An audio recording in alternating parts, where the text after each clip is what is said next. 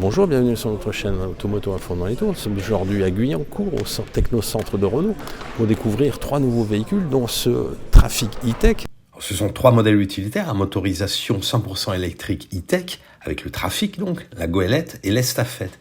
Ils ont été conçus par Ampère, la structure de Renault en charge de l'électrique, en collaboration avec Volvo Group et l'armateur CMA-CGM à travers la co-entreprise Flexis.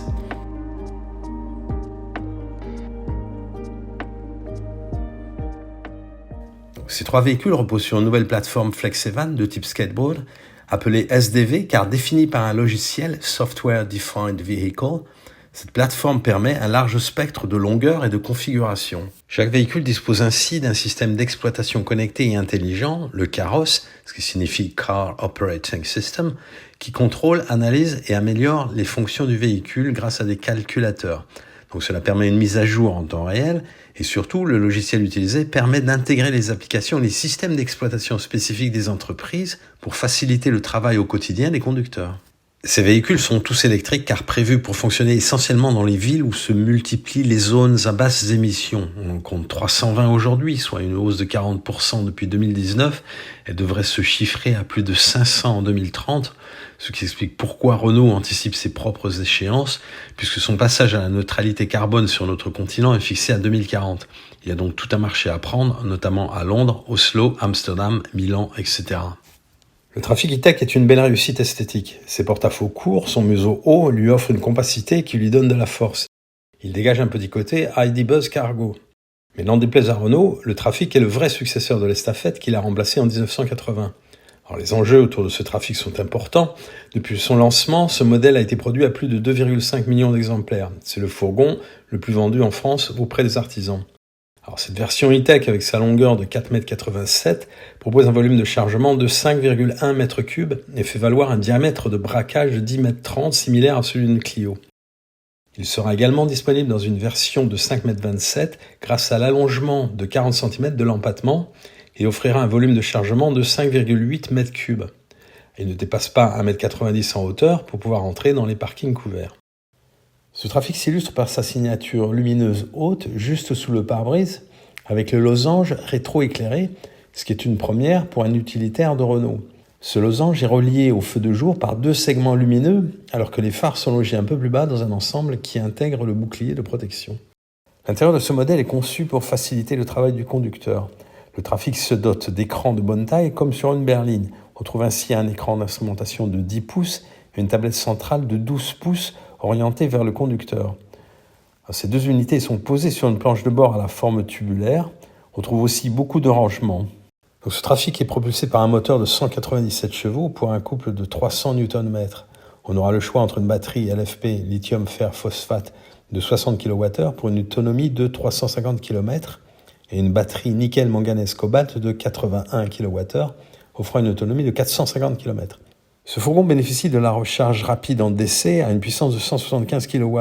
Comme il est par ailleurs doté d'une architecture électrique en 800 volts, il peut retrouver de 15 à 80% de capacité en 20 minutes. À côté du Trafic, Renault lance la Goélette, qui reprend son nom au petit camion à cabine avancée de Renault, utilisé après la Deuxième Guerre mondiale pour tout un tas de missions différentes.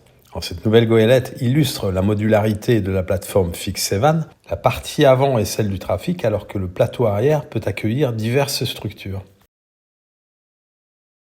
Nous sommes devant la Goélette, donc ici c'est un véhicule qui est modulaire, donc il a un plateau, donc on peut poser ce que l'on veut derrière. Là, ici on a 2 caissons qui s'ouvrent sur les côtés, qui sont très pratiques, qui sont très innovants parce qu'on n'a jamais vu ça sur le marché.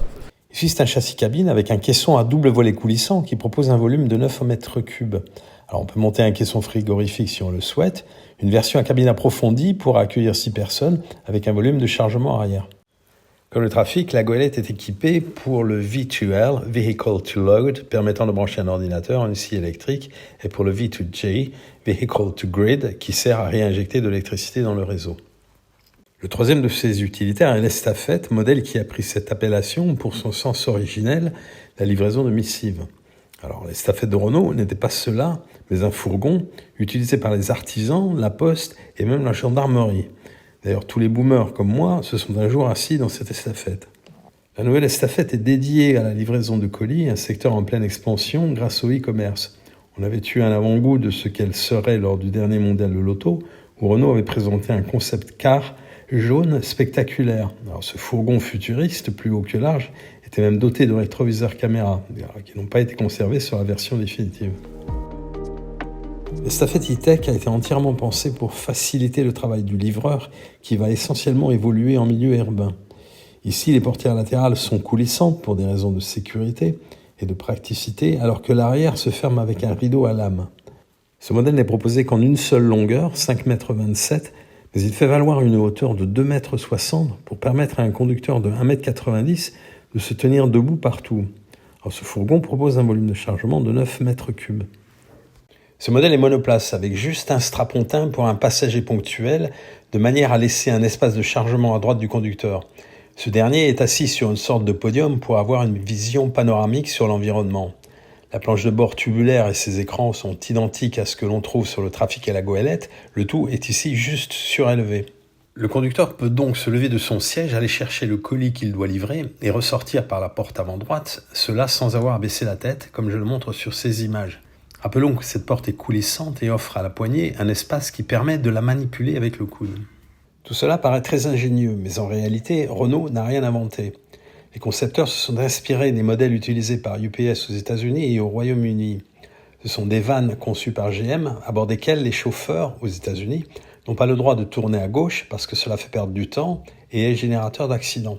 Alors, Renault aura du mal à conquérir UPS car la firme américaine vient de s'engager pour la fourniture de 35 vannes avec le constructeur britannique Arrival, spécialisé dans les utilitaires en motorisation électrique.